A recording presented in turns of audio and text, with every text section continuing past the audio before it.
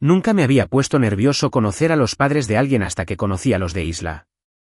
El camino desde el valle hasta la entrada de Castellán se sentía como cruzar la cuerda floja. Los ventanales, que iban del suelo al techo, enmarcaban las luces de la ciudad, su brillo constante no calmaba la tormenta que sentía en el pecho. Mi chaqueta me quedaba bien, mi corbata estaba recta. Practiqué mi sonrisa en el reflejo de la puerta de cristal, buscando calidez en mi voz. Isla me ofreció la mano y susurró, «Tú puedes con esto». Su confianza debería haberme tranquilizado, pero mientras el coche de su padre se alejaba lentamente, me di cuenta de que estaba a punto de entrar en su mundo, y ni siquiera conocía las reglas. Me llevaron a un comedor privado reservado para reuniones importantes y negociaciones corporativas. La mesa de caoba brillaba bajo las suaves luces colgantes, con la cristalería alineada como una hilera de centinelas. Un camarero con un smoking impecable servía champán en copas que reflejaban la luz y reflejaban una promesa de celebración, una promesa que yo ya dudaba. Frente a mí, los padres de Isla estaban sentados como esculpidos en mármol y seda. El traje a medida de Roland Mercer le sentaba como una armadura, su mirada mesurada, firme. Marianne, sentada a su lado, me ofreció una sonrisa cortés que no se reflejó en sus ojos cansados. Tragué saliva. Sentía el anillo pesado en su caja, bajo el bolsillo de la chaqueta. Intercambiamos bromas, la escuela, el trabajo, recuerdos de cómo nos conocimos Isla y yo. Cada respuesta parecía ensayada. Hablé del último proyecto de mi consultora, intentando sonar lo suficientemente exitoso, pero sin resultar amenazante. Roland asintió brevemente. Me preguntó por mi familia, dónde vivían y a qué se dedicaban. Le hablé del pequeño negocio de mis padres y de cómo mi hermana daba clases en el jardín de infancia. Sonreí mientras hablaba, evocando recuerdos felices. Pero con cada palabra, sentía que su diversión crecía, como una ola que cobraba fuerza a mis espaldas, lista para romper. Llegó el primer plato, vieirás sobre una capa de puré de coliflor, delicadas y blancas. Di un mordisco y forcé otra sonrisa. La conversación giró hacia planes futuros, hijos, casa, tradiciones. Me imaginé hablando de la casa de mis sueños, una casa modesta que renovaría para Isla. En cambio, fingí estar de acuerdo y mordisqueé un poco de pan artesanal. El camarero me llenó la copa. El dulzor del champán se me agrió en la lengua. Entonces vino la broma. Roland se recostó, juntando los dedos. Entonces, Julian, dijo en voz baja y burlona, ¿qué planeas hacer cuando la cuenta bancaria se quede sin fondos? ¿O es entonces cuando planeas despedirte? Sus palabras cayeron como piedras, cada sílaba resonando en la mesa. Habló como si me conociera mejor que yo misma. Sentí una opresión en el pecho. Miré a Isla. Ella se rió. No con educación. No con esa risa nerviosa que podría haber perdonado. Fue una risa a carcajadas que envolvió sus palabras y me las hizo atascar en la garganta. Sus ojos brillaron de diversión, como si hubiera hecho algo digno de burla, como si me hubiera ganado mi lugar como el blanco de una broma. Sentí un hormigueo en el dedo anular. Casi podía sentir el peso de la expectativa pasar de mi mano a la mesa. Respiré hondo, miré el anillo en su mano y sentí mi reflejo hacerse añicos. El tiempo se detuvo. Vi la banda plateada reflejar la luz, sentí el vacío de la traición en mi pecho. Mi mente repasó a toda velocidad cada momento de nuestro compromiso, la noche que la sorprendí en la azotea con luces de colores, la forma en que apretó su mejilla contra la mía mientras el cielo se besaba en el horizonte, la promesa que nos susurramos bajo las estrellas. Todos esos momentos se multiplicaron en ese segundo, fundiéndose en una única e innegable verdad. Esta vida no era nuestra. Pertenecía a una familia que jamás me vería más que como un cómplice. Me puse de pie. La sala quedó en silencio. Los camareros se quedaron paralizados. Mi silla rozó el suelo y sentí que todas las miradas se volvían hacia mí. No sabía qué decir, pero el anillo se me escapó del dedo antes de que pudiera pronunciar palabra. Lo coloqué junto a su copa de vino. Su líquido carmesí onduló, como si se hubiera asustado con mi movimiento. Sentí el frío metal deslizarse por la superficie de la mesa y detenerse, un frágil símbolo de todo lo deshecho. Miré a Isla por última vez. Su sonrisa vaciló, la confusión se reflejó en su rostro. Había miedo, quizá lástima. Me pregunté si en ese momento se dio cuenta de lo profundo que era el corte. Pero no se movió para detenerme. Ella no me extendió la mano. Solo me observó mientras me daba la vuelta. Salí. Ninguna escena. Ningún grito. Solo el suave clic de mis zapatos sobre el suelo de mármol. Cada paso era el final de un sueño en el que una vez creí. La puerta se cerró tras de mí, sellando la risa, el lujo y la mentira. Afuera, el aire fresco de la noche me envolvió como un manto, preparándome para un silencio que jamás había imaginado que pudiera ser tan intenso. De pie bajo la farola, cerré los ojos y dejé que la ciudad vibrara a mi alrededor. El futuro estaba por delante, sin escribir, incierto. Pero por primera vez en mucho tiempo, sentí algo más fuerte que el miedo, alivio. La broma había acabado con todo lo que creía desear. Ahora podía descubrir lo que realmente necesitaba. No volví a nuestro apartamento esa noche. En cambio, me registré en el Hotel Grand Meridien con un nombre falso, cargando solo con una bolsa de lona y el peso vacío de la traición. El reloj del vestíbulo marcaba medianoche cuando entregué mi tarjeta de crédito. La sonrisa ensayada del empleado no se extendió a sus ojos al pedirme una identificación que no tenía. Arriba, abrí la puerta de la habitación 712 y encendí la luz del techo, la luz me apuñalaba las sienes. Dejé mi bolso junto a la cama, me quité los zapatos y me hundí en el mullido colchón, mirando al techo mientras las sombras de los prismas de cristal de la lámpara de araña danzaban sobre mí como espectros burlones. El sueño se me fue fragmentando. Soñé con risas, una risa hueca y resonante que se hacía más fuerte con cada repetición. Vi el rostro de Isla retorcerse de diversión a mi costa, con los ojos brillantes de burla. Sentí una opresión en el pecho al intentar hablar, pero la broma siempre recaía sobre mí, mi voz engullida por una marea de champán y desprecio. Desperté jadeando, con el sudor frío pegándome el pelo a la frente. Cuando cogí el móvil, la pantalla estaba llena de huellas dactilares y docenas de notificaciones perdidas. Los mensajes se acumulaban en una avalancha digital. Isla me preguntaba si estaba bien, su madre me imploraba que la perdonara, mis amigos expresaban su preocupación, cada mensaje era un eco de la misma pregunta: ¿qué había pasado? No habían oído a su padre llamarme cazafortunas ni presenciado la facilidad con la que me traicionó. Solo vieron las consecuencias, el vacío que dejé en mi lugar. Me quedé mirando su nombre parpadeando en la parte superior de la pantalla y pensé en borrarlo todo, pero no lo hice. En cambio, puse el teléfono en modo no molestar, silenciando el mundo. La mañana llegó demasiado pronto. Me senté en el borde de la cama deshecha, pasándome las manos por el pelo, intentando que los sucesos de la noche anterior se volvieran irreales. Había una cafetera de café tibio en la mesita de noche. Tomé un sorbo ligero e hice una mueca. Se me revolvió el estómago. Aparté la cortina y observé el tráfico de la ciudad, los coches avanzando lentamente como personas que se mueven por la vida. Me sentía como uno de esos coches, encerrado, esperando permiso para moverme. Finalmente, cedí y me levanté de la cama. Me duché, dejando que el agua caliente disipara el escozor residual del rechazo, y me puse ropa limpia que había improvisado en el último minuto. Me detuve antes de irme, mirándome fijamente en el espejo. Tenía los ojos inyectados en sangre y las mejillas hundidas. Parecía un hombre que había perdido algo más que una relación. Parecía alguien perdido. El descenso en ascensor fue silencioso, salvo por el suave zumbido de la maquinaria. En la calle, paré un taxi sin mirar atrás.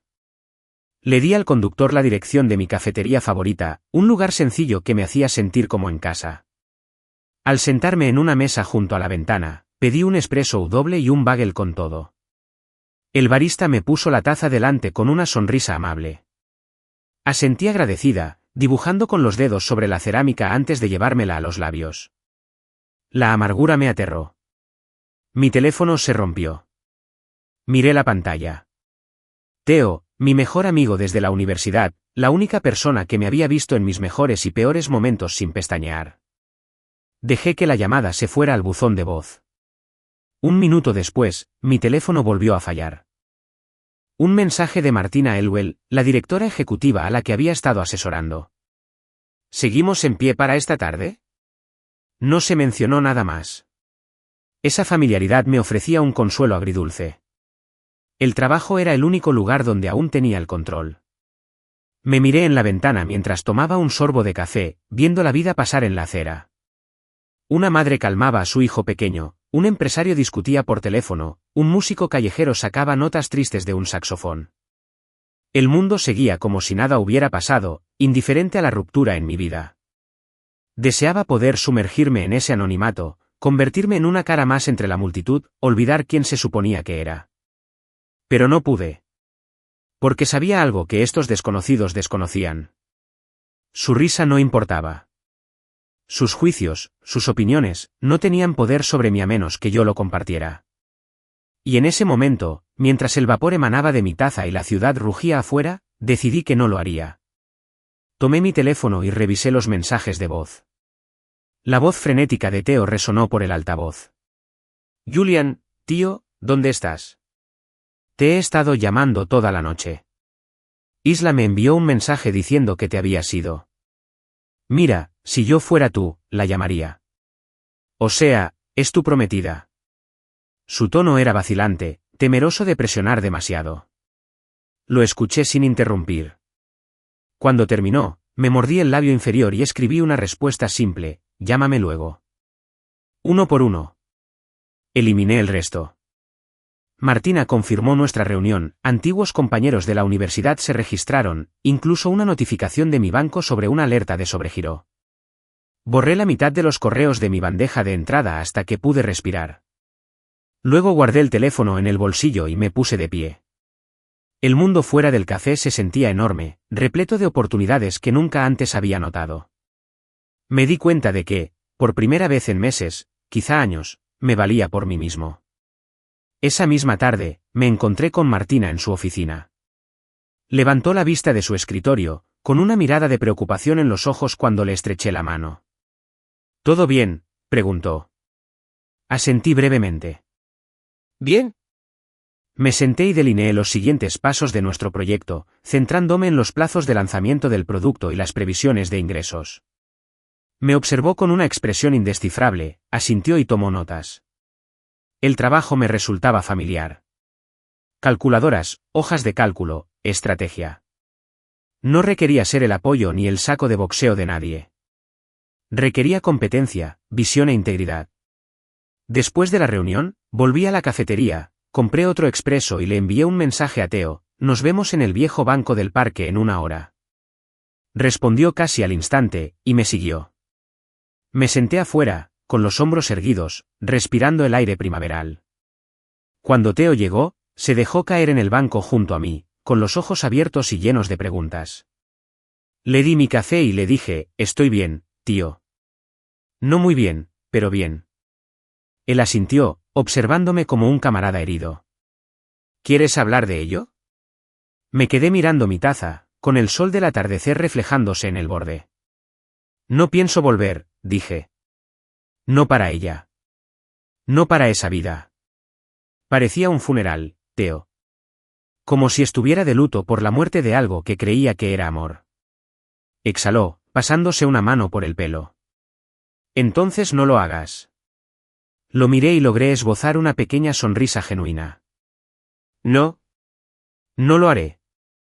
Mientras estábamos sentados allí, el mundo seguía su curso a nuestro alrededor, coches tocando la bocina, niños riendo, la vida desplegándose en un colorido desenfreno. Y me di cuenta de que, aunque algunos finales parecían funerales, también eran comienzos. El eco tras el cierre de la puerta no era un canto fúnebre, era una invitación. Una invitación a adentrarme en una historia de mi propia creación. Tomé un sorbo de café, dejé que su calor me inundara y me puse de pie, lista para responder a la llamada. El sol de la mañana se filtraba por las persianas y las suaves y dóciles lamas, pero no sentía calor. El café se enfriaba en la encimera de la cocina, y su vapor se disipaba como mi última esperanza de reconciliación. Apenas lo toqué cuando oí un suave golpe en la puerta, 3 golpes intencionados que me resultaron demasiado familiares. El corazón me dio un vuelco y me quedé paralizada, con la taza aferrada en la mano. ¿Isla? Después de todo, ella estaba aquí. Dejé la taza con más fuerza de la que pretendía y caminé hacia la puerta, con cada paso pesado, como si estuviera vadeando agua. Por la mirilla, la vi de pie en la entrada, con los ojos enrojecidos y el pelo ligeramente despeinado. Sostenía un ramo arrugado de margaritas, su favorito, envuelto en papel de seda. Era de mañana, pero había venido directamente de casa, sin pararse a cambiarse ni a recomponerse. Se me hizo un nudo en la garganta. Una parte de mí quería dar un portazo y dejarla allí plantada. Otra parte temía ver su dolor. Abrí la puerta sin saludar. La luz del pasillo se derramó entre nosotros. Ella miró más allá de mí como si viera algo que yo no podía ver, un recuerdo que enterré bajo la ira. Las margaritas temblaban en su mano. Sus labios temblaban. Julián, empezó.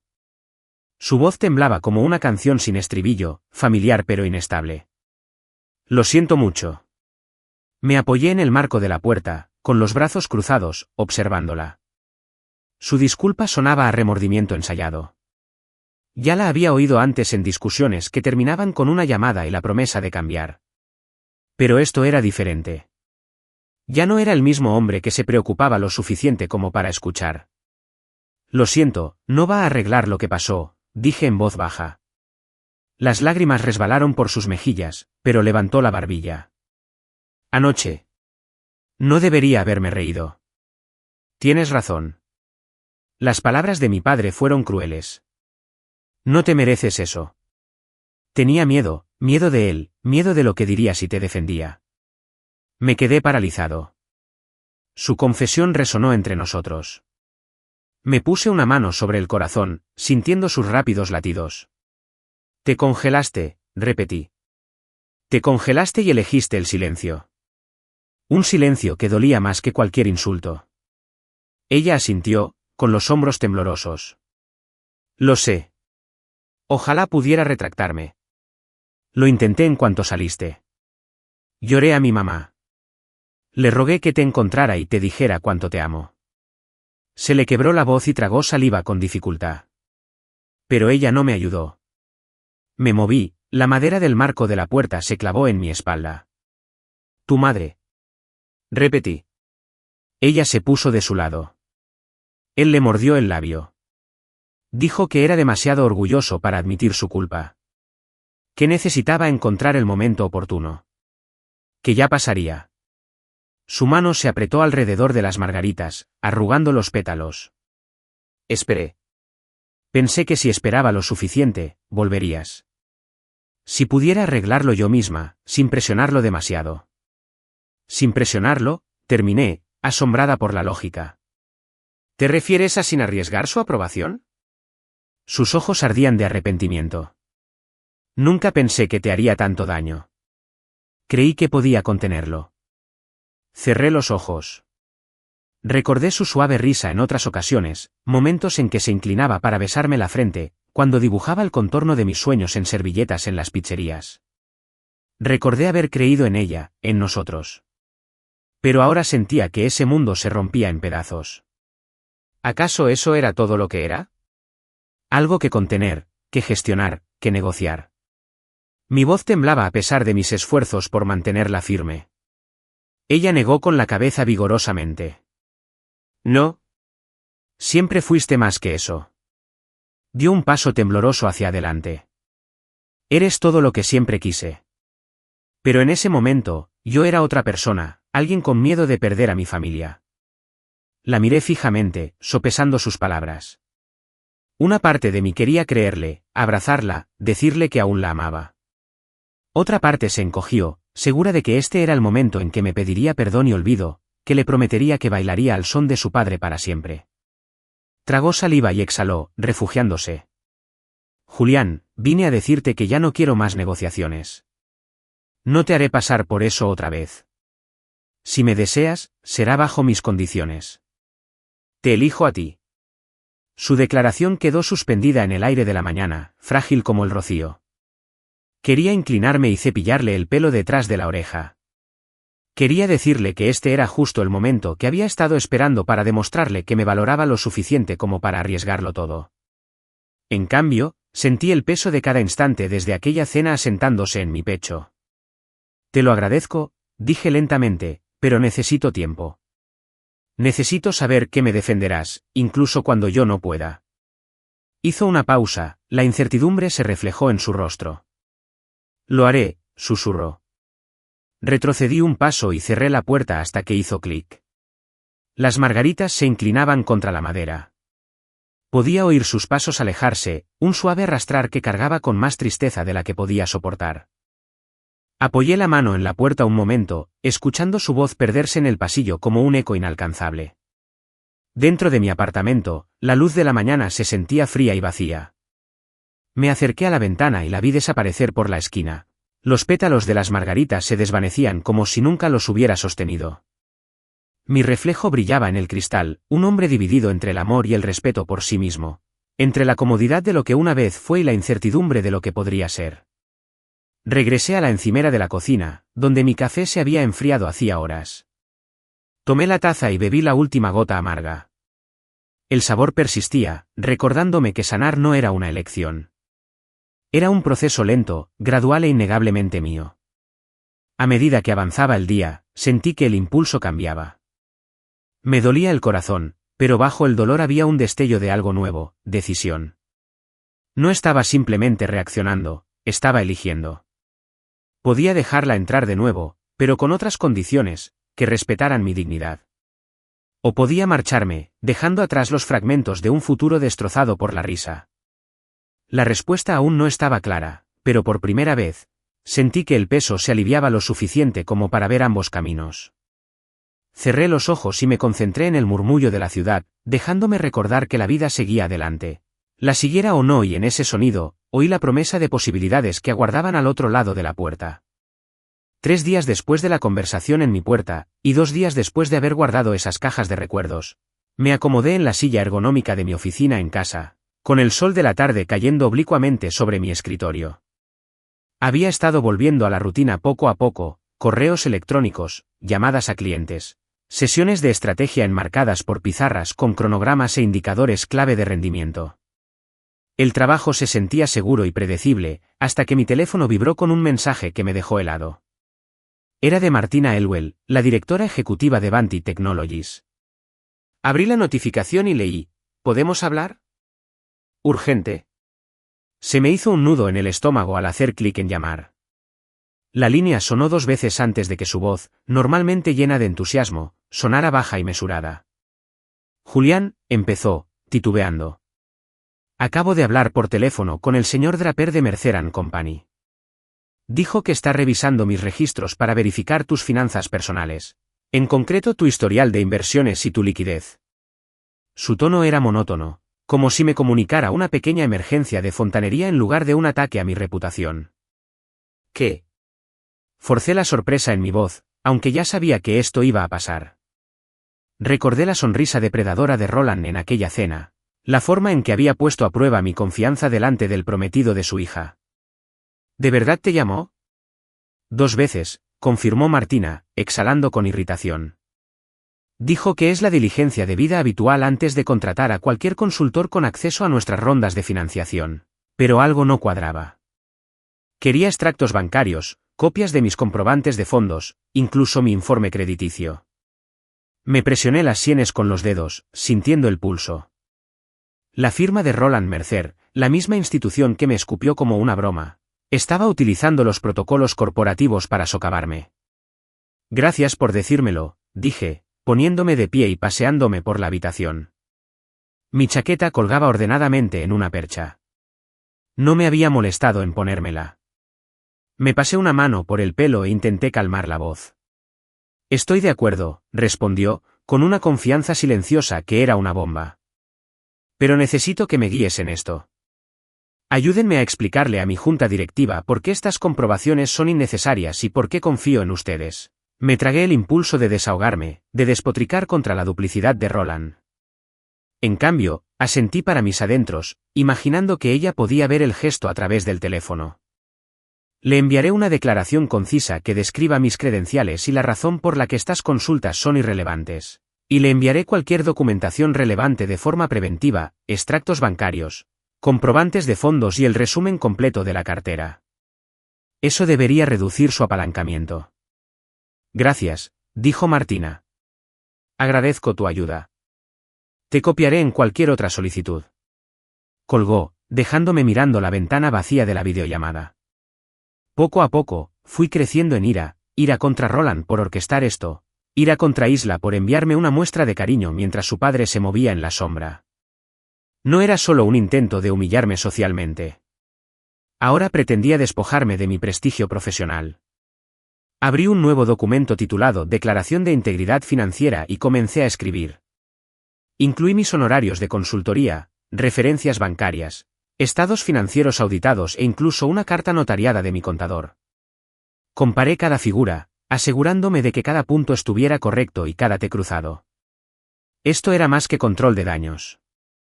Era armadura. Prueba de que pertenecía a las salas de juntas, no solo a las mesas. A primera hora de la tarde, le envié el paquete a Martina, junto con una breve nota. Lamento que hayas tenido que involucrarte en esto, pero agradezco tu disposición a apoyarme. Avísame si necesitas algo más. Hacer clic en enviar fue como dispararle una bomba a Mercer y Ceo. Me recosté en la silla, sintiendo como la tensión se disipaba de mis hombros en oleadas. Esa noche no llamé a Isla. Estaba demasiado agotada por la pelea. En cambio, me serví un vaso de bourbon solo y me senté en el balcón.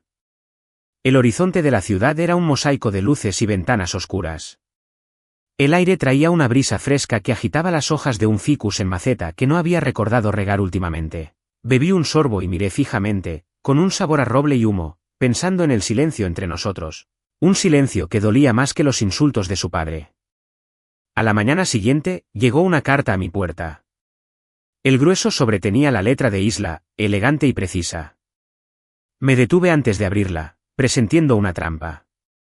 Cuando finalmente rompí el sello, dentro había 5 fotografías de nuestro viaje a la Toscana, viñedos al atardecer, una estatua de bronce en una plaza en la cima de una colina, 2 caras sonrientes brindando con Chianti. Debajo de las fotos había una hoja de papel escrita a mano por ella, un largo párrafo disculpándose, suplicándole, prometiendo que aún podemos lograrlo si tan solo nos encontramos a medio camino. Escribió sobre nuestros sueños compartidos. Una casa junto al lago, desayunos dominicales, algún día, quizá nuestros propios hijos. Sostuve la carta con el brazo extendido y sentí algo extraño. Ni un atisbo de afecto, ni una punzada de arrepentimiento. Solo la fría y plana certeza de que estaba leyendo un eco del pasado, no una invitación al futuro. Recorrí el borde de una foto, nosotros bajo un ciprés, con una luz dorada rodeándonos la cabeza. El recuerdo me calentó el pecho un instante antes de disolverse como el borde azucarado de ese helado que me había corrido por la muñeca. Puse las fotos en la mesa del comedor y las observé allí, hermosos fragmentos estáticos de una historia que había cerrado. Me di cuenta de que, si bien Roland había atacado mis finanzas, el silencio de Isla durante esa batalla había sido la traición más profunda. Ella sabía que él podría intentar algo, sabía lo dañino que podía ser, y aún así no hizo nada hasta que su propia tranquilidad la llamó de vuelta. Sus palabras en la carta sonaban huecas comparadas con el peso de las acciones de su padre. Reuní las fotografías y el papel en un sobre y escribí una sola línea en el anverso, lo devolví. Ya no era aplicable. No le puse sello, lo dejé en mi escritorio, un monumento silencioso a un capítulo que uno se negaba a continuar. Esa tarde llamé a Martina. Julián, me saludó, con preocupación y gratitud. Recibieron tus documentos y retiraron la solicitud. Dijeron que fue un error administrativo. Bien, dije, con alivio y reivindicación en el pecho. Gracias por plantarles cara. Hizo una pausa. Me alegro de haberlo hecho. Pero, más importante aún, me alegro de que tú también lo hicieras. Al colgar, sentí un cambio, un giro definitivo en la narrativa de mi vida. No se trataba de ganar o perder. Se trataba de negarme a ser silenciada o menospreciada, ya fuera por los caprichos de un padre adinerado o por un amor que no me defendía. La amenaza del traje había sido neutralizada, pero la mayor amenaza, mi propia voluntad de quedarme, ya había sido vencida. Me serví otra copa de bourbon y brindé por el sol poniente, por la independencia, por el amor propio y por el siguiente capítulo, escrito por mi propia mano, libre de la risa que una vez lo puso fin todo. La mañana que acepté ver a Mary M. Mercer, sentí el peso de 1000 preguntas no formuladas oprimiéndome. Su solicitud llegó por correo electrónico, tan breve que casi parecía brusca. ¿Podemos hablar? Tengo algo para ti. Me quedé mirando su nombre en la pantalla más tiempo del que quería admitir, y luego redacté una respuesta cortés sugiriendo un café en el centro a las 11.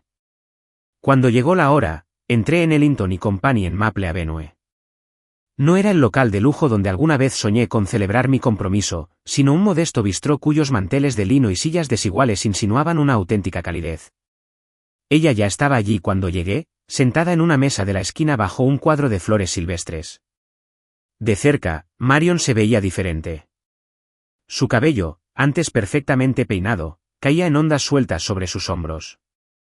Unas tenues arrugas enmarcaban sus ojos, no de la edad, sino de años pasados conteniendo una verdad que no se atrevía a decir. Se levantó al acercarme y me ofreció una sonrisa tímida, extendiendo una mano que estreché con suavidad. Su tacto era fresco, sus nudillos finos y pálidos. Gracias por venir, dijo, con una voz más suave de lo que recordaba. Nos sentamos y enseguida apareció un camarero con los menús, pero Marion le indicó que se marchara. No tengo hambre, dijo, mirando hacia la ventana. Asentí y esperé a que continuara. Respiró hondo, como preparándose. Lamento lo que dijo Rowan, empezó, con la mirada perdida. Lamento lo que hizo Isla. Sus palabras tropezaron contra el centro de la mesa, vulnerables y crudas. No esperaba una disculpa de ella, solo de ese hombre formidable y fuerte al que una vez llamé mi futuro suegro. No era solo mi padre, dijo, cruzando las manos. Éramos todos. No te vimos. Vimos a nuestra hija, nuestro legado y lo que creíamos que representabas. Y ninguno de nosotros se detuvo a pensar en lo cruel que fue eso para ti. Observé su rostro, intentando encontrar a la Marion que una vez conocí, la risa dulce en sus ojos, la forma en que elogiaba mi cocina en nuestra primera cena navideña, la breve calidez en su mirada cuando creía que yo era la pareja ideal para su hija. Pero bajo esos recuerdos yacía una caverna de traición, silencios, despidos y una noche devastadora. Inhalé lentamente. Gracias, dije. Fue la única respuesta que pude dar sin desmoronarme. Marion metió la mano en su bolso y sacó una pequeña caja forrada de terciopelo. Mi corazón se aceleró cuando lo colocó entre nosotros. Dudé antes de abrirlo, como si una parte de mí temiera otra trampa. Pero dentro yacía un anillo de plata con un zafiro oscuro engastado, cuya piedra brillaba como un secreto bajo las suaves luces del café. Esto era mío antes de casarme con esta familia, dijo, rozando el borde de la caja con los dedos. Tu abuela me lo regaló cuando cumplí 21 años. Lo usé durante años como recordatorio de quién era antes de convertirme en la esposa de Roland Mercer. Levanté el anillo, admirando su sencilla elegancia, la banda lisa, la piedra azul intenso que reflejaba la luz en ondas cambiantes. Es hermoso, murmuré, sintiendo su peso en la palma de mi mano. Marion sonrió, pero la sonrisa no llegó a sus ojos.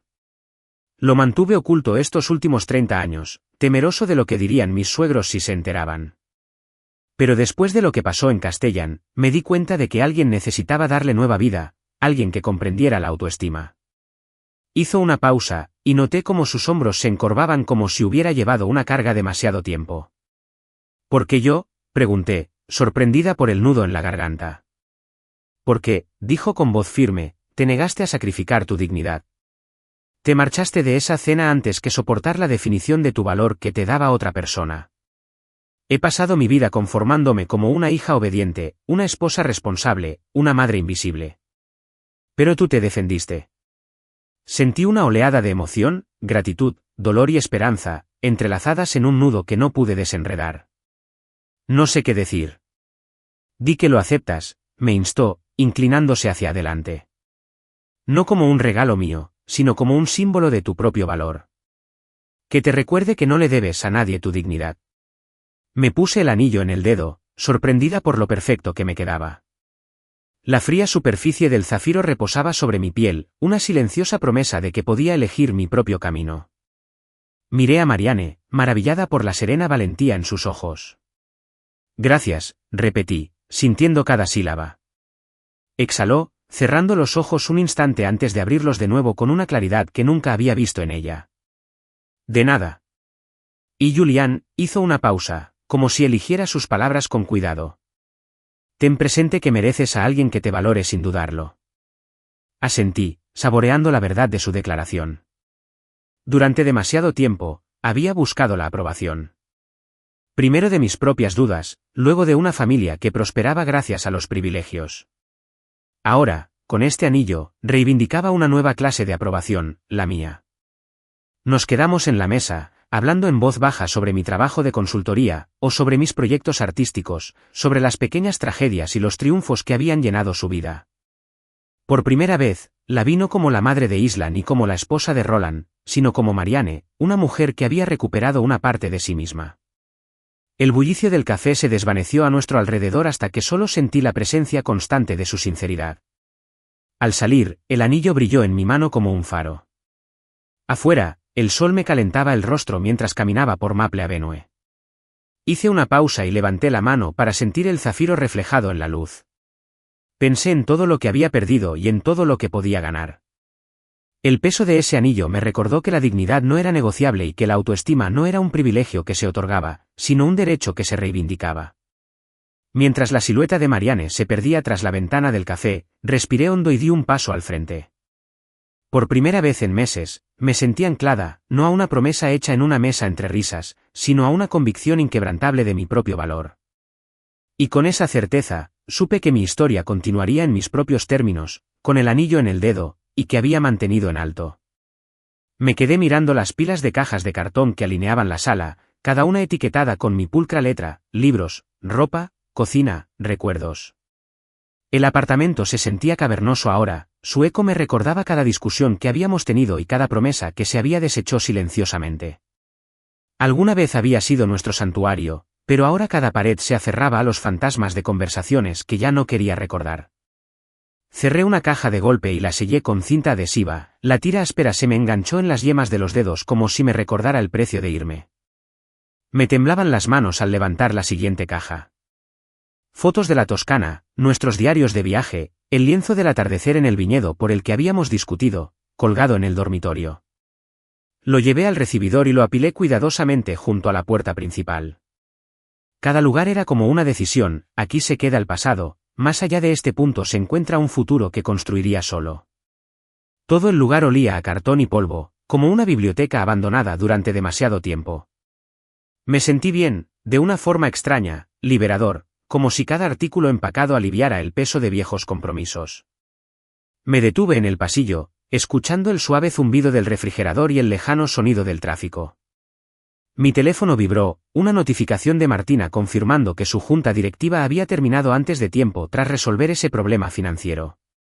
Sonreí ante la pequeña victoria, guardé el teléfono en el bolsillo y volví a las cajas. Ya no había lugar para la duda. Me moví metódicamente, sacando libros de los estantes, ordenando la ropa en el armario, recuperando los cuchillos de cocina envueltos en plástico de burbujas. Al llegar al dormitorio, encontré la cama desprovista de todo el colchón, y la cabecera sin las fotografías que habíamos fijado. Cerré las cortinas y recogí las sábanas y las almohadas, forrándolas en una funda.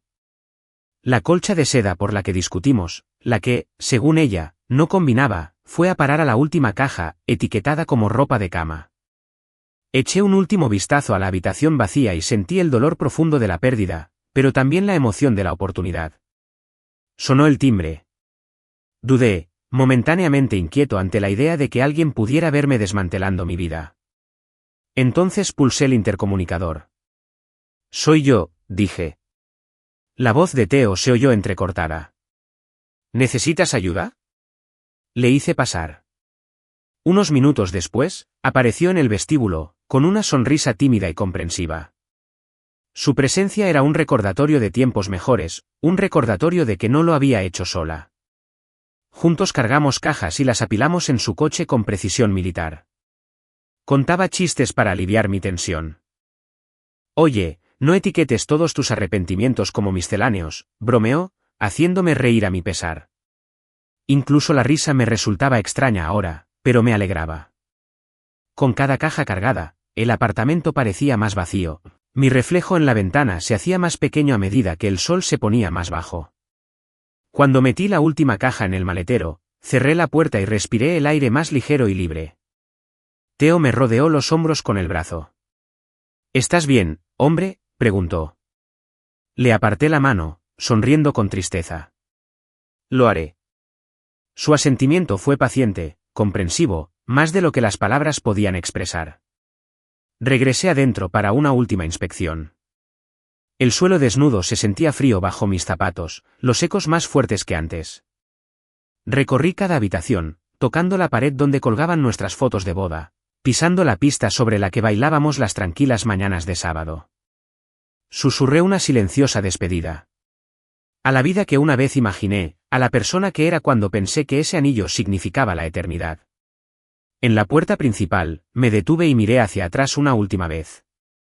Las habitaciones vacías ya no representaban ninguna amenaza, solo potencial. Creí que una vez que dejara de cargar con estas cajas de recuerdos, me sentiría más ligero, listo para llenar nuevos espacios con historias diferentes. Cerré la puerta con llave y deslicé la llave bajo el felpudo, un gesto de finitud y liberación. Theo esperaba junto a su coche, con el motor al ralentí y las luces apagadas. Me senté con él en el asiento del copiloto, las cajas de recuerdos ocupaban casi toda la parte trasera. Al alejarnos, el condominio desapareció tras una curva, y sentí un profundo silencio instalarse en mi pecho. Era el silencio tras el cierre, la pausa antes de un nuevo comienzo. Esa noche, desempaqué solo una caja en mi apartamento temporal, la que me había dado Marianne. Dejé el anillo de zafiro plateado en la mesita de noche, su piedra oscura reflejaba la luz de la lámpara. No necesitaba fotos ni diarios ahora mismo. Necesitaba ese recordatorio, que la dignidad es algo que llevas contigo, no algo que dejas atrás. Me acosté en el colchón de una habitación desconocida, escuchando el bullicio de la ciudad a través de la ventana abierta. Las cajas, guardadas en el almacén, habían condensado mi pasado en contenedores ordenados. En su lugar, sentí el espacio para respirar, para elegir, para convertirme en alguien que no se define por la risa ni la aprobación de los demás. Y cuando el sueño finalmente me invadió, comprendí que a veces los empaques más honestos no son de pertenencias, sino de verdades no contadas, intactas, finalmente liberadas. Una semana después del regalo de Marianne, estaba sentada en mi escritorio revisando las propuestas de mis clientes cuando apareció una alerta en mi portátil, una consulta de crédito que no reconocí. El encabezado decía Mercer y CEO. En mayúsculas y frías. Se me encogió el estómago. Hice clic para ver los detalles y vi múltiples consultas con fecha de apenas 2 días atrás. Solicitudes de mi historial crediticio, saldos bancarios e incluso solicitudes de préstamos que nunca había presentado. Se me aceleró el pulso. Roland había prometido sutileza. Esto fue un completo sabotaje. Cerré mi portátil, me puse de pie y caminé de un lado a otro de mi oficina. La luz del sol que se filtraba por las persianas me parecía demasiado brillante, demasiado reveladora. Necesitaba pruebas. Llamé a un contacto mutuo en First National Bank, un oficial de cumplimiento en quien confiaba. Mi voz sonó firme a pesar del temblor que sentía por dentro. ¿Puede confirmar si Mercer y CEO solicitó mis declaraciones?, pregunté. Hubo una pausa, seguida de un suspiro cortés. Sí, lo hicieron.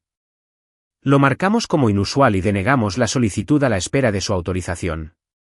El alivio y la furia se mezclaron en mi pecho. Intentaron pasar desapercibidos, pero las regulaciones bancarias los atraparon.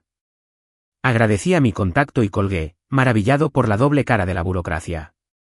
Me limitaba en mis propuestas, pero también me protegía de tácticas depredadoras. Esa noche, confronté a Isla tomando un café en Blackwells. Abrió los ojos de par en par cuando deslicé mi teléfono por la mesa, mostrando las preguntas. Miró la pantalla y luego me miró a mí, palideciendo. Julián, te juro que no lo sabía. Su voz temblaba como la llama de una vela. Crucé los brazos, me incliné hacia adelante y la miré fijamente a los ojos. ¿No lo sabías? ¿O preferiste no decírmelo? Me latía el corazón con fuerza. Necesitaba honestidad, no más excusas. Apartó la mirada, tragando saliva. Le pedí ayuda a papá para arreglar las cosas después de la cena. Dijo que se encargaría de ello profesionalmente. No le pedí detalles. Sus palabras me parecieron un puñetazo. Cerré los ojos, recordando la noche en Castellán, como su risa me había desgarrado. Ahora me daba cuenta de que su padre nunca dejaba de herir. Lo había reclutado de nuevo, pensando que podría borrar el dolor con maniobras corporativas. El café entre nosotros se enfrió. Lo bebí de un solo trago y dejé la taza con fuerza. Lo involucraste otra vez, dije. Usaste mi nombre como arma. Mi voz era baja, controlada, pero cada palabra golpeaba la mesa. Ella extendió la mano, pero yo la retiré. Ya no soy un daño colateral. Su mano se cernía sobre la mía, temblando. Por favor, Julián. Lo estoy intentando. Negué con la cabeza. Intentarlo no es suficiente. No cuando dejas que me pruebe así. Sus labios temblaron. Te amo. Lo susurró, pero las palabras se sintieron vacías bajo el estruendo de preguntas al estilo Mercer & Company. Me puse de pie bruscamente, la silla rozando el suelo. Ella jadeó. Tengo trabajo que hacer, dije, y la mentira se me escapó. Necesitaba tiempo para pensar, tiempo para reconstruir sin traiciones acechando en el fondo. Me alejé, dejándola sola bajo la suave luz de la cafetería. Esa noche, llamé a mi contador y programé una auditoría completa de mis cuentas personales y profesionales. Contraté un servicio de monitoreo de crédito, activé las alertas de fraude y cambié varias contraseñas. Cada medida de protección me reconfortaba. Era como un ladrillo en el muro que estaba construyendo alrededor de mi vida. Al revisar la configuración de seguridad, me di cuenta de cuántas veces había confiado en los demás, en el amor, la familia y las buenas maneras de ser, para que me protegieran. Ahora, yo era la única guardiana de mi propia integridad. En los días siguientes, me sumergí en el trabajo, dedicándome por completo a los entregables para clientes con una concentración total. Repasaba análisis de datos hasta altas horas de la noche, elaboraba planes de marketing al amanecer y negociaba contratos con una confianza renovada. Mi teléfono ya no vibraba con las súplicas de Isla ni de su familia. El silencio fue desconcertante al principio, pero poco a poco me pareció un respiro. Una tarde, recibí un correo electrónico de Mercer & Company. Su aviso de error administrativo fue breve. Lamentaron cualquier inconveniente y confirmaron que no se harían más solicitudes. Leí las líneas 2 veces, cerré mi portátil y me recosté en la silla. La batalla por mis finanzas. Miré por la ventana el paisaje urbano, la luz del sol reflejando las fachadas de cristal de los rascacielos. Pensé en todas las veces que había cedido, intentado encajar en moldes que no eran para mí. Las consultas de crédito habían sido una afrenta, pero también me habían obligado a recuperar la propiedad de mi historia. Bebí un sorbo de agua y sonreí, una sonrisa lenta y sincera. Mi nombre figuraba en mi informe crediticio y yo estaba en mis condiciones. Era más que el arma de Mercer o el proyecto de Isla. Yo era Julian Mercer, no, Julian Morris, firme en mi valía. Habían pasado 2 meses, y en ese tiempo, había encontrado un ritmo que no conocía desde hacía años. Mis mañanas empezaban con un café en el balcón, con la laptop abierta para consultar los plazos de los proyectos y las novedades de los clientes. Había retomado el hábito de escribir un diario, llenando páginas con aspiraciones en lugar de ansiedades. Incluso empecé a asistir a una clase de cerámica de fin de semana, sorprendida de lo relajante que era amasar arcilla en cuencos sencillos, pequeñas creaciones que podía sostener, sin expectativas. La vida había recuperado su forma, definida por mis decisiones en lugar de por los designios de otros. Entonces vibró mi teléfono, interrumpiendo una llamada de Zoom con Martina. Puse silencio y me disculpé para atender la llamada en privado. La pantalla mostraba el nombre de Isla. Sentí una opresión en el pecho, una agitación reflexiva de anticipación y cautela. Hace 2 meses, podría haber respondido con esperanza. Ahora respondí con calma cautelosa. ¿Hola? Esta vez no hay sollozos. No hay disculpas frenéticas. Solo una respiración suave, pausada y firme. Julián, dijo ella. Su voz transmitía una seguridad que no había oído antes, sin un temblor suplicante, sin un preámbulo tembloroso. Necesito decirte algo. Cerré los ojos y me apoyé en la pared, preparándome. Adelante. Inhaló. He estado viendo a alguien de la fundación, Matthew. Está trabajando en el proyecto de alfabetización infantil que papá patrocina. Es muy amable. Él me ve. Y quizá buscaba a alguien que me hiciera sentir valiosa sin pruebas ni bromas. Su tono era amable, reflexivo, no estaba diseñado para provocar lástima. Quería que lo supieras de mí. Me imaginé su oficina en la fundación, filas de archivadores y escritorios estrechos con papeles desbordados. Me imaginé a Matthew, alguien cuidadoso y considerado, alguien a quien ella había elegido. Sentí un alivio profundo, seguido de un orgullo silencioso. Ella había salido adelante. Había encontrado apoyo en otra parte. Me alegra que hayas encontrado a alguien que te valore, dije, sorprendida de lo fácil que me salieron las palabras. Te lo mereces. Hizo una pausa. Por un momento, temí que volviera a disculparse. Pero no lo hizo. En cambio, continuó, llamé porque quería agradecerte. Las palabras fueron tan inesperadas que parpadeé. Gracias por irte. Ahora veo que me enseñaste lo que significa honrarte a ti mismo. Necesitaba esa lección. Cerré los ojos y dejé que su gratitud me inundara. Se sentía extraño que me agradecieran por una partida que parecía tan definitiva. De nada, dije en voz baja. Me alegra que te haya servido. Soltó una risita baja y cálida. Así fue. Y espero que seas feliz. Miré por la ventana el cielo rosa polvoriento del atardecer. Lo soy, respondí. Tenía un hogar que sentía como mío, un trabajo que amaba, amistades recuperadas y un anillo de Marian que me recordaba a diario mi valor. De verdad que lo soy. El silencio se extendió por la línea, ahora cómodo, como dos viejos amigos compartiendo un momento de comprensión. Finalmente, ella habló. Espero que algún día encuentres a alguien que vea tu valor sin un libro de cuentas. Una sonrisa se dibujó en mis labios. Ya lo he hecho, dije, sorprendiéndonos a ambos. Ahora lo veo. Mi corazón latía con fuerza, firme y firme. He aprendido a valorarme a mí misma primero.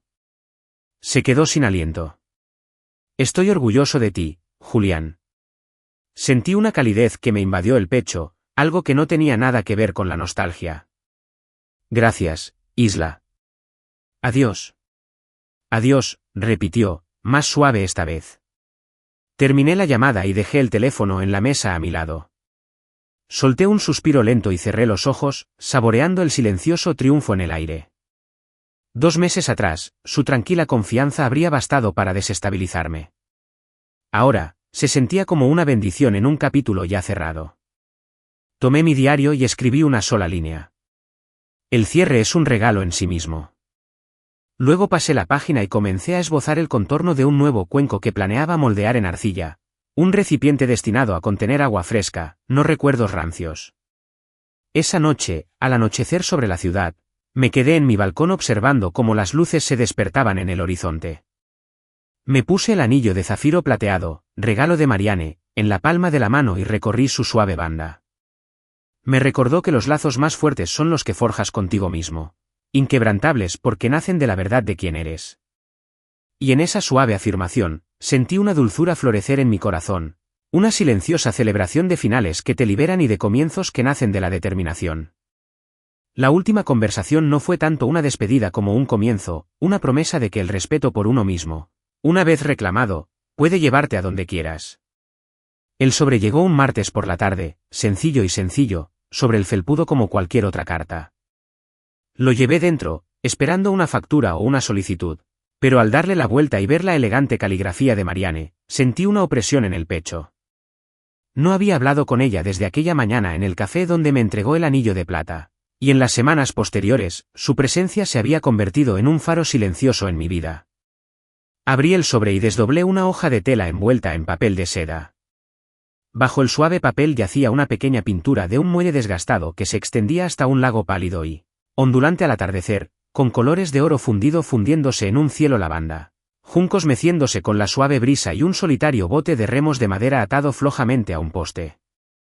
Levanté la pintura y la apoyé contra la pared frente a mi escritorio, justo a la altura necesaria para que la luz del crepúsculo se reflejara en la superficie del agua. La escena me resultó familiar y extraña a la vez, no eran viñedos toscanos ni cenas a la luz de las velas, sino algo más tranquilo, más estable e infinitamente más esperanzador.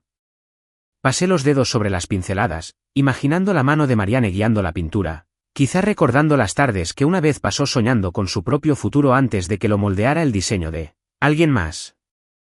En ese momento, me di cuenta de que me había enviado más que un regalo, me había enviado un recordatorio de posibilidad, de serena convicción.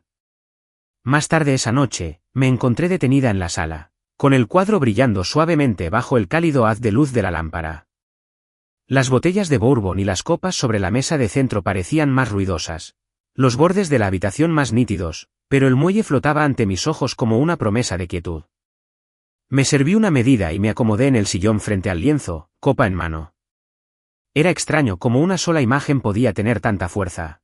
Un manifiesto silencioso que hablaba de partida y regreso, de coraje y confianza en uno mismo. Comprendí también que esta revolución, mi partida de una vida que casi me destrozó, no fue un estallido de ira, sino un cambio silencioso, como el agua que encuentra un nuevo cauce. Esa noche, dormí con facilidad y soñé que estaba de pie al borde de aquel muelle, con los pies rozando la madera fresca, y la superficie del lago reflejando un cielo infinito. No sentí miedo ni pérdida, solo la disposición para avanzar, como si el equilibrio se hubiera restaurado. Por la mañana, preparé café y me quedé de nuevo frente al cuadro, imaginando que podía oler la niebla del lago y oír a los colimbos lejanos graznando sobre el agua. Saqué un marco vacío del armario de invitados y coloqué el lienzo dentro. Luego lo llevé a la pared sobre la mesa de la cocina, un lugar donde compartiríamos comidas, intercambiaríamos ideas y haríamos llamadas a amigos y clientes. Durante los siguientes días, el cuadro se convirtió en parte de mi rutina.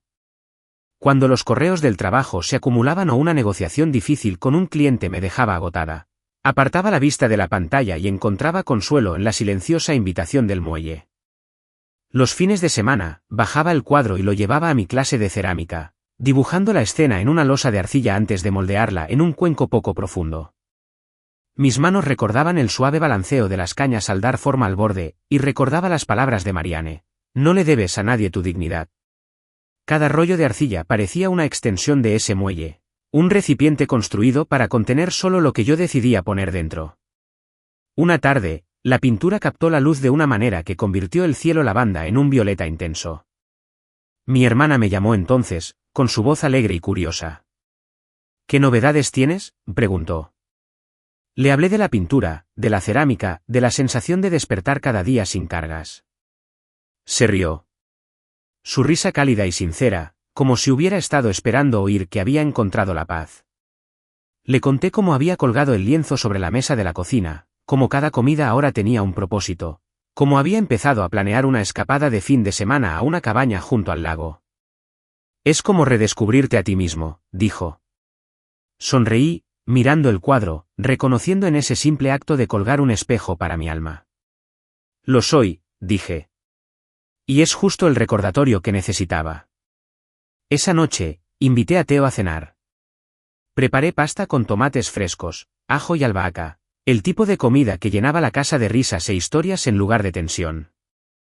Mientras comíamos, el cuadro nos observaba, con sus colores apagados como una presencia constante. Theo levantó su copa.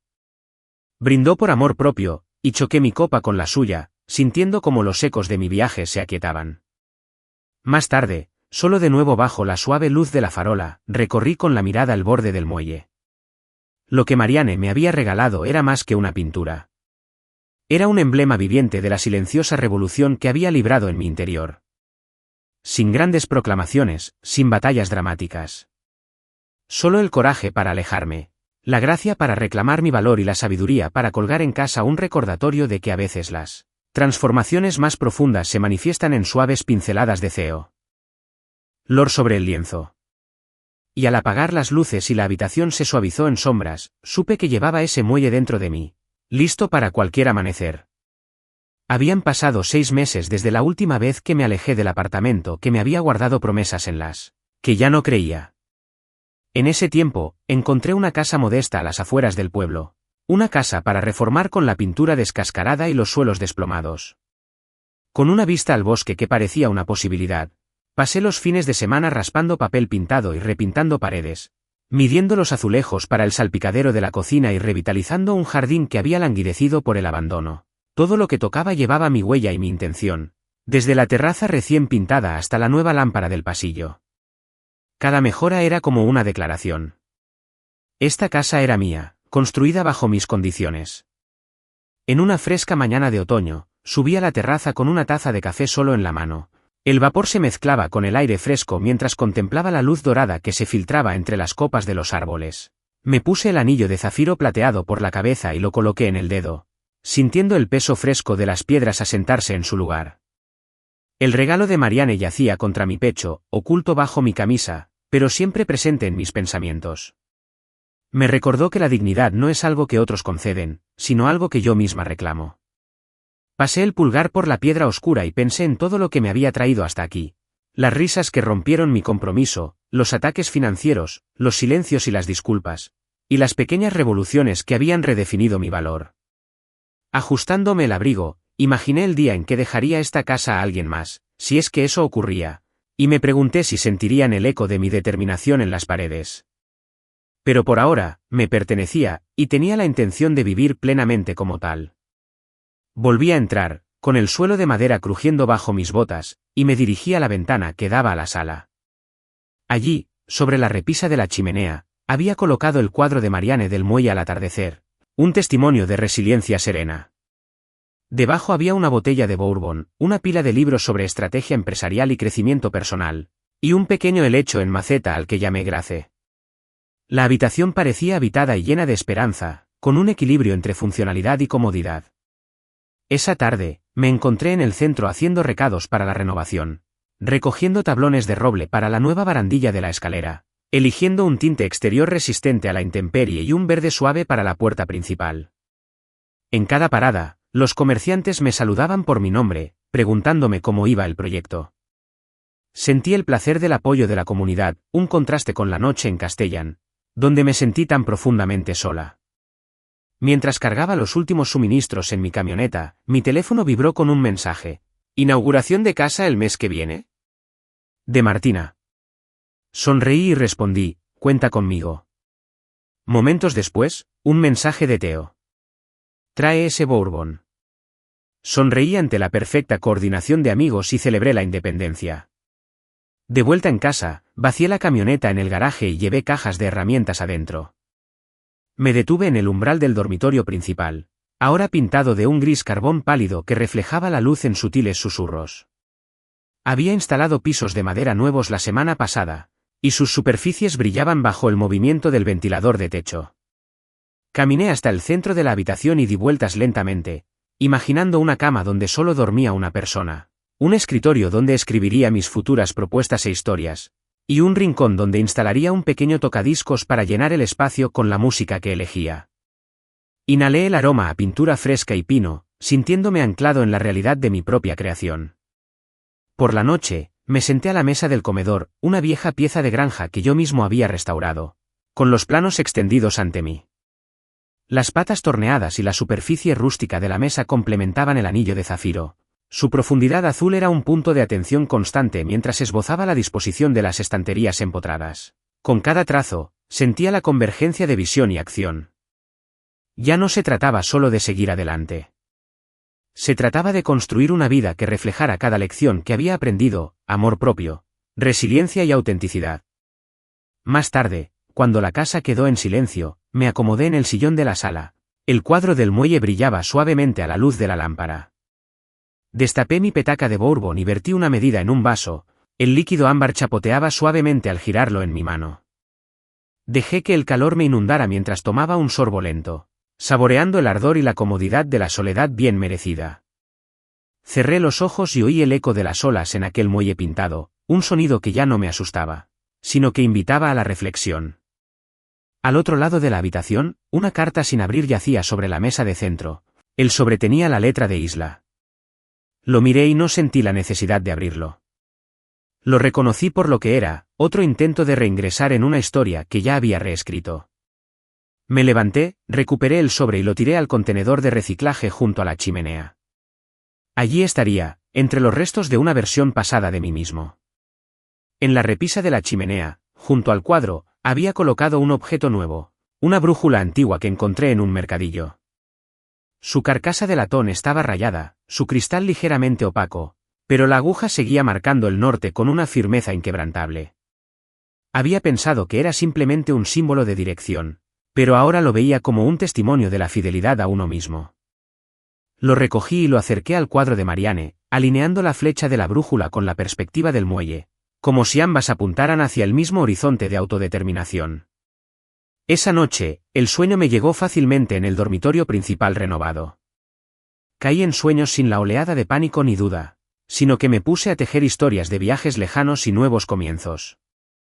Recordé lo perdida que me sentí una vez, a la deriva en un mar de expectativas, anclada en las definiciones de valor de los demás. Ahora me sentía anclada en mi propia identidad, guiada por el brillo de zafiro del anillo y la aguja inquebrantable de la brújula. Al llegar la mañana, la luz se filtraba por las cortinas nuevas que había instalado, y las motas de polvo danzaban en los rayos. Recordé una conversación con Martina sobre el miedo a la complacencia. No confundas comodidad con estancamiento, me había dicho. El crecimiento ocurre cuando sabes quién eres y aún así eliges ser más. Respiré hondo y me puse de pie, escurriendo el vaso de cristal de la mesita de noche para despertar mis sentidos. Me guardé la brújula en el bolsillo de la chaqueta y el anillo se posó en mi dedo como una promesa. Bajé a la cocina, donde Grace, el helecho, crecía en el alféizar, y me serví una taza de café recién hecho. Pensé en la fiesta de inauguración del mes que viene, en los amigos que llenarían este espacio de risas y conversaciones, cada uno un testimonio de la vida que había cultivado. Pensé en la bondad de Marianne, en la lealtad inquebrantable de Theo, en la compañía de Martina y en la persona en la que me había convertido, un hombre que comprendía que el mayor valor que uno podía tener no era la herencia ni el linaje, sino la integridad de su propio corazón. Me llevé la taza a los labios y susurré a la habitación vacía, por la autoestima, reclamé sin complejos. Y en ese instante, bañado por la luz de la mañana y una serena determinación, me di cuenta de que había encontrado a alguien que veía mi valor sin un libro de cuentas, yo mismo.